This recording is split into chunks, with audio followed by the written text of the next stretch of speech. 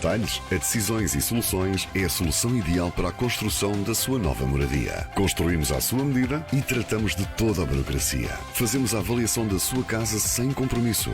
Decisões e Soluções. Rua Pedro Homem de Melo, Viana do Castelo. Mais informações, ligue 258-834-675 ou contacte Viana e fancentro@decisõesesoluções.com. Licença AMI número 9366 e licença de intermediário de crédito número 3200. 10 horas mais 4 minutos, muito bom dia.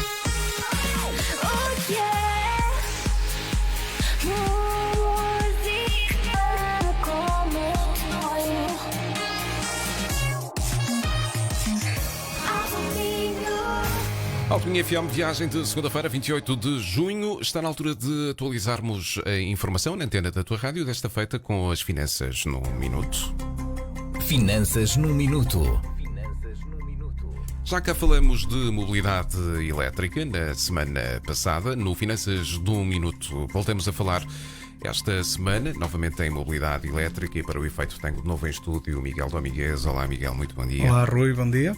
Miguel Domingues, Census da empresa, aliás, CEO da empresa Census, uma empresa Neiva Gest Group. Miguel, falamos aqui a semana passada de questões muito teóricas relacionadas com a aquisição de uma viatura elétrica e hoje vamos falar sobre questões práticas, não é? Na verdade. Exatamente. Sabendo que a mobilidade elétrica, nomeadamente a aquisição de viaturas elétricas, está cada vez mais no topo da tabela, enfim, dos consumidores, ou pelo menos em termos de interesse, na aquisição de um novo veículo.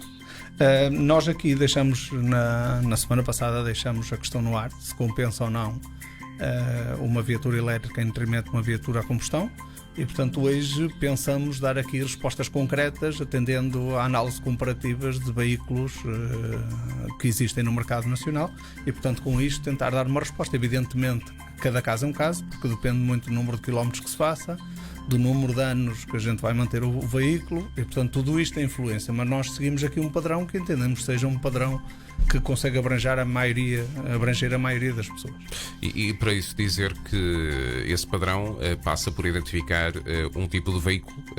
Exatamente. Nós aqui vamos fazer a análise de um veículo médio, que é normalmente aquele que é mais vendido em Portugal. Estamos a falar tipo Renault Megane, Peugeot 308,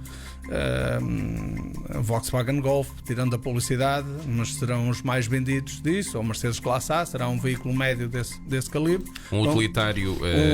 Estamos a fazer dia, tipo Renault Clio, Peugeot 208, Opel Corsa, fazer mais um pequeno, ou o próprio Renault Zoe em termos elétricos, e depois fazemos um sub da gama alta para nós percebermos. Aqui vamos fazer a comparação entre dois tipos de quilometragem, que é a quilometragem 10.000 km ano e 20.000 km ano. Se calhar começávamos pelos 20.000, pode ser, Miguel?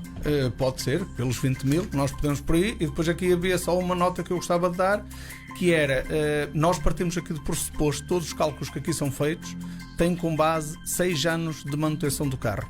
Ou seja, que as pessoas comprem o carro e que retenham o carro durante 6 anos. Evidentemente que não estamos aqui a calcular, temos aqui também um índice de poluição, ou seja, nós aqui conseguimos calcular o número de quilos, vamos aqui fazer de CO2 ou toneladas de CO2, que existe uma diferença. Evidentemente não nos compete a nós, isto teria uma abertura muito maior, se estivéssemos aqui a analisar a produção das baterias, a produção do petróleo, etc, etc. Portanto, vamos excluir tudo isso, vamos focar-nos só na utilização do próprio veículo e o que é que isso importa em termos de custos ambientais, porque acho que hoje há muitas pessoas que já dão esse fator.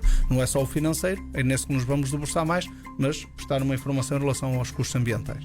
Muito bem, então vamos começar por explicar um bocadinho, para quem estiver interessado em adquirir um veículo então utilitário, um veículo médio, chamemos-lhe assim, e que faça uma quilometragem na ordem dos 20.000 km por ano. Vamos tentar perceber então as vantagens e desvantagens, neste caso, de adquirirmos uma viatura elétrica. Eu diria que isto em primeira instância, e depois aqui é só uma nota, que evidentemente o carregamento do veículo elétrico, se é feito num posto rápido, é significativamente mais caro do que ser feito em casa. Mesmo assim sempre é muito mais barato, mas é mais caro ser feito num carregamento elétrico. Portanto, para 20.000 nós até escolhemos, para tentar fazer uma análise, um carregamento num posto rápido, ou seja, o custo do consumo de eletricidade está empolado por ser no carregamento rápido. No exterior. Exatamente. Um veículo médio, eu diria que estamos aqui a fazer um veículo que, se for elétrico, anda na casa dos 40 e qualquer coisa mil euros de aquisição. Eu diria que para um particular que faça 20 mil euros, situação extremamente 20 mil quilómetros ano, uma situação extremamente unicamente financeira, diria que não compensa um veículo elétrico. Isto para ter noção, estaremos a fazer uma comparação num veículo elétrico que custará na casa dos 40 e qualquer coisa mil euros, a gasolina custará na casa dos 28, 27, 28 mil, a gasóleo custará na casa dos 31, 32. Portanto, é este nível de comparação. Com isto, ao fim de 6 anos, incluindo manutenção, incluindo os consumos, incluindo seguro, etc., as situações normais, IUCs, as questões fiscais todas, um veículo elétrico custaria-nos 53 mil. Ou seja, o veículo de aquisição, mais despesas, mais manutenção, enquanto o veículo a gasolina custar-nos 47 mil e um veículo a gasóleo custar-nos 44 mil. Portanto, para um veículo médio, para um particular, eu diria que estritamente financeiro não compensa.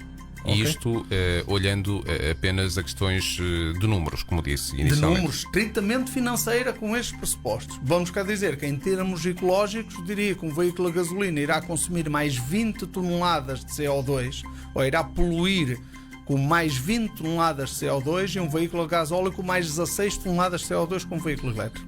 Portanto, isto evidentemente que é sempre relativo à importância que dão à questão da poluição, mas isto é evidente que há estas diferenças abismais em termos de poluição. E se não compensa, digamos assim, para um veículo que faça 20 mil km por ano, deduzo eu que para 10 mil km continua a não compensar. Exatamente. Para 10 mil ainda a diferença é pouco maior. Agora, existe aqui uma situação que é importante comparar. Nós fizemos para um particular.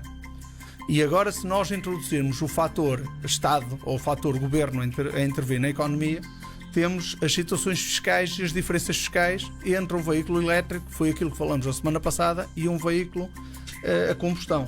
Ora, se nós compararmos o mesmo veículo, a mesma quilometragem, agora se for numa empresa, já compensa muito mais comprar um veículo elétrico. Isto porquê? Porque os 53 mil que custaria a um particular, numa empresa com efeito fiscal, esse mesmo veículo custaria 36 mil euros. Okay. Há uma redução substancial daquilo que é o custo na aquisição do próprio veículo. Contra 44 a gasolina e contra 42 a gasóleo. Aqui o que é que incide é a questão do IVA ser dedutível. O IVA ser dedutível e as tributações autónomas. Portanto, existe também aqui, nós podemos deduzir o IVA, temos uma maior poupança de IRC e no caso dos veículos a combustão temos um agravamento fiscal. Portanto, é aquilo que eu disse que era na última semana que falamos aqui, que seria a dupla tributação que há, ou dupla diferença. É que enquanto o elétrico são dados benefícios e são retirados impostos, nos a combustão são adicionados impostos. Ok? Portanto, existe aqui duplo sentido. E, portanto, isto faz uma diferença e já vemos que, por exemplo, para uma empresa, inevitavelmente compensa um veículo elétrico. Para uma empresa que faça 10 mil km, para uma empresa que tenha a utilização de um veículo com uma média de 10 mil km ano... compensa na mesma. Compensa. Tanto para 10 como para 20 mil. Tanto para 10 como para 20 mil. O efeito fiscal aqui faz uma Tem diferença. essencialmente a ver com aquilo que é o valor da aquisição, neste caso, não é? Exatamente. Repare, o veículo elétrico, conforme falamos na semana passada, tem um custo de aquisição substancialmente superior a um veículo convencional. Neste momento, evidentemente que a tecnologia espera-se que faça descer o custo de produção dos veículos elétricos. Contudo, o efeito fiscal que falamos aqui na última semana, e não estamos a contar com os benefícios fiscais, aquele benefício à aquisição, só estamos a falar do efeito fiscal do consumo, aquisição mais consumo, faz uma diferença brutal. Avançando para outros exemplos, passando de um veículo médio para um veículo pequeno. Aqui continua a não compensar para o particular. Continuamos a ter uma diferença e estamos aqui, só para ter noção, a comparar com um veículo elétrico aqui. E repare, não estamos a falar os casos do aluguer de baterias, estamos a falar a compra total do veículo elétrico, porque há marcas que utilizam esta diferencial e aplicam um aluguer. Portanto, estamos a falar a compra total do veículo. Sim, porque se considerarmos o aluguer de baterias, que ainda compensa menos. Depende, aqui o que eles fazem é que reduzem no preço e depois acrescentam um custo fixo. E portanto é o custo, é uma questão de técnica comercial. Basicamente, que é para fazer com a ideia que o carro que custa o equivalente a um carro a gasolina, mas depois tem uma manutenção mensal que tem a ver com o aluguer de baterias. Que acaba por dar mais ou menos o valor da compra. Exatamente.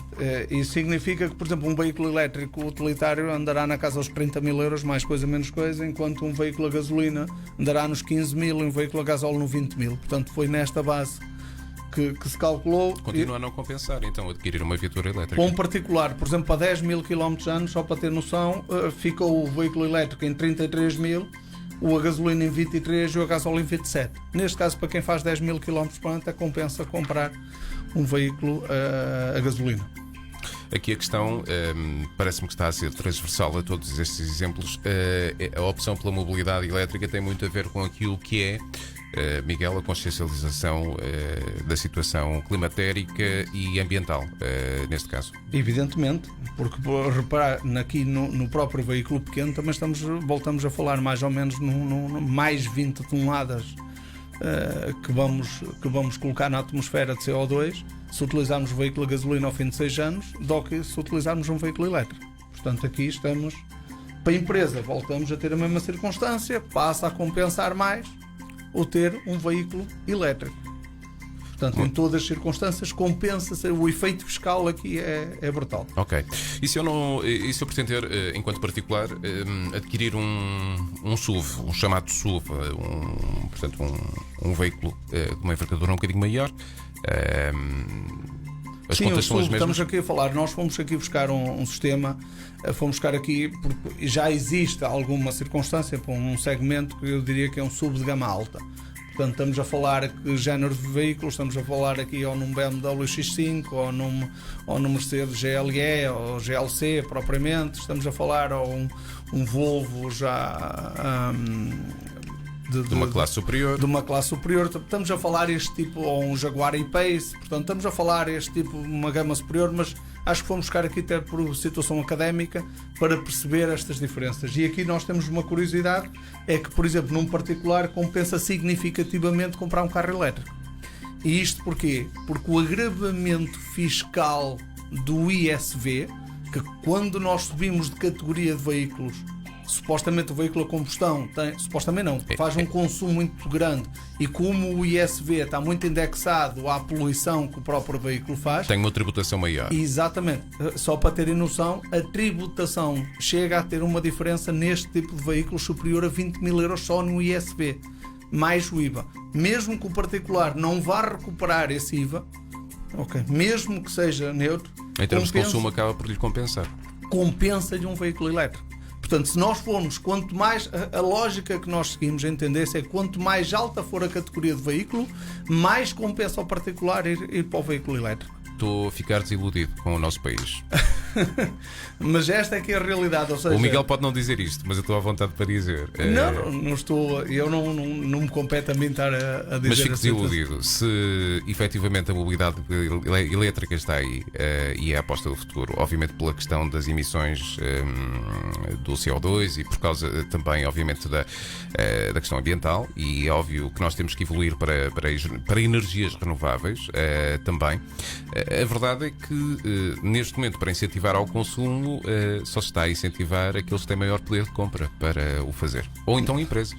Exatamente, o mercado empresarial, claramente em todas as classes que nós analisamos, beneficia e muito da questão fiscal no âmbito dos veículos elétricos. Portanto, todas aquelas pessoas que tiverem empresas ou todos os empresários que necessitem de veículos, compensa claramente a aquisição de veículo elétrico. Não vejo aqui nenhuma alternativa que não compense. Evidentemente nós não fizemos o teste acima dos 62.500 euros sem IVA de valor de veículo, mas para ter noção, por exemplo, um SUV de gama alta que nós falamos aqui, que andou à volta do valor, o elétrico anda à volta dos, com IVA, 75, 76 mil euros, que é os 62 mais IVA. Um a gasóleo andará na casa dos 80, anda mais ou menos pelo mesmo valor, e um a gasolina já sobe, já tem um bocadinho mais de valor. Portanto, aqui no final comparamos só, por exemplo, o diesel com o elétrico, em que um elétrico ficará o consumo mais a aquisição à volta dos 80 e pouco mil euros, enquanto o gasóleo já vai para os 100 mil euros. E portanto isto tem a ver com tributação. Se pegarmos numa empresa Por exemplo, o mesmo veículo numa empresa elétrico, em vez de ir para os 80 mil euros a elétrico, já ficará por 58 se for numa empresa por causa do efeito fiscal. Enquanto um a gasóleo, em vez de ter os 100 mil, passará para 130 mil o custo global numa empresa. Portanto, claramente aqui, quanto mais nós subimos na categoria de veículo, mais compensa. A nível de empresas, compensa sempre comprar o veículo elétrico. A nível particulares, temos que ponderar muito bem nos veículos pequenos o valor. Evidentemente que, na minha perspectiva, a tendência da tecnologia será fazer baixar o preço, o diferencial. Na prática, é o diferencial entre um veículo a gasolina e um veículo elétrico, e evidentemente nós hoje ainda temos também uma boa alternativa que já se consegue, que é as viaturas híbridas. Têm uma diferença de preço substancialmente inferior entre a combustão, 100% da combustão e a híbrida. E portanto, se calhar existe aqui um meio termo que as pessoas têm que comparar. Muito bem, eu ia exatamente colocar a questão dessa forma. Nesse meio termo, se calhar, os números são mais rentáveis para o mercado, no caso dos particulares. Mas isso, se calhar, fica para outro exercício. Sim, mas aqui genericamente a gente depois poderá pegar no outro exercício, mas genericamente esta grande diferença tem a ver com o custo de aquisição. Okay? O custo de aquisição muitas vezes difere. Num carro pequeno, já vemos, poderá diferir para o dobro, quase. E portanto, ou estamos a falar de 20 mil euros para 40 mil, ou estamos a falar de 15 mil para 30 mil, e portanto é esta a grande diferença. Evidentemente, se nós tivermos um híbrido que em vez de custar 30, num pequeno custará 20 ou 20 e pouco, então aí já começa a compensar, porque a diferença é muito menor. Muito bem, ficamos aqui com dicas importantes, ou pelo menos com contas certas, relativamente à questão e isto às vezes é importante porque as pessoas não costumam fazer estas contas. As contas que fazem, Miguel, por norma, é senso comum, eu neste momento gasto, vou dizer um número, 80 euros de combustível por mês, e com o veículo elétrico vou passar a gastar... Se gasta 20. 80, pode gastar 20, exatamente. Pronto, vou passar a gastar 20. E depois não olham ao custo da aquisição, portanto, assumem-no. Agora, é óbvio que também há aqui a questão ambiental, e essa parece-me ser a questão fundamental aqui, a consciencialização que temos de ter para com o meio ambiente. Mas também não deixa de ser, e aqui volto a recalcar o tema, um bocadinho chato, que não sei como é que funciona nos outros países, mas no nosso país em particular, o Estado valorize apenas o tecido empresarial na aquisição ou no incentivo à aquisição destes veículos. Nos veículos elétricos, Rui, eu acho que aqui há uma questão. O tecido empresarial aqui, evidentemente que foi uma situação, só que eu também considero que, por outro lado, o Estado distorce negativamente os veículos a combustão de uma empresa. Não tem sentido uma empresa que precisa de um veículo para trabalhar ter que pagar um imposto especial porque tem que ter um veículo. Exatamente. Percebe? Isto não tem sentido na minha perspectiva, e como empresário muitas vezes não vejo sentido. O que é que acontece? Quando se introduz o veículo elétrico, quer-se dar o benefício ao veículo elétrico, só que tem aqui o duplo benefício, que é dá-se um benefício e não se agrava. E portanto, enquanto o veículo a combustão agrava-se. E é aqui que é a grande diferença. Claro. Até nas empresas não é tanto pela redução do veículo elétrico, mas sim pelo não agravamento. Deixe-me dissipar uma outra dúvida, Miguel, que tem a ver com o facto de, na semana passada, falamos na possibilidade de, seja no mercado do particular, seja no caso das empresas, e aqui já vimos qual é a questão das empresas também, o benefício, mas no caso dos particulares, haver um ressarcimento, digamos assim, portanto há um apoio que podemos pedir na aquisição. E aí atenua significativamente. A minha questão é esta: os números que aqui apresentamos hoje têm a ver com, já incluindo essa possível redução ou não? Não, senhora. Isso não considerou o efeito fiscal da aquisição, o efeito do incentivo fiscal à aquisição de veículos. Até porque nem toda a gente consegue aceder a esse. Exatamente. Portanto, o pressuposto foi a manutenção e não o dizer assim: olha, vamos agora interferir com mais uma possibilidade de termos ou não termos a questão do veículo elétrico. Agora, evidentemente que eu volto a dizer, acho que a tecnologia